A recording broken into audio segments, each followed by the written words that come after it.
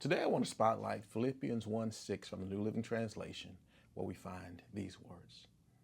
And I am certain that God, who began the good work within you, will continue his work until it is finally finished on the day when Christ Jesus returns. Well, as we get ready to start this new work week and kick off this new day, I want to use for a theme this week, walking in confidence, and use for a theme for today, confidence in God's work. What if your and my greatest confidence came from knowing that God never leaves his work unfinished? As you and I think about where we are and maybe being off schedule, it's important to note that one of the greatest confidence killers is believing that we're not enough. We see our flaws, our failures, and unfinished areas, but God sees us as his masterpiece, still under construction. What the Apostle Paul reminds us, and believers in general, is that the God who began a good work in them and us will faithfully complete it. Your confidence then shouldn't come from being perfect, and not even being perfect today. It should come from knowing who is shaping your tomorrow.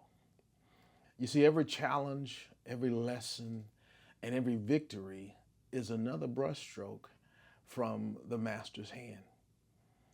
Instead of us focusing on how far we still have to go, today I want to challenge you to join me in celebrating how far God has brought us already to this point today. Not looking back on the bad, but looking at the progress we made in pursuit of God. Many people, though, lose confidence because they're measuring themselves against perfection instead of progress. Paul reminds us that God is the one who began the work in us, and he is also the one committed to finishing it.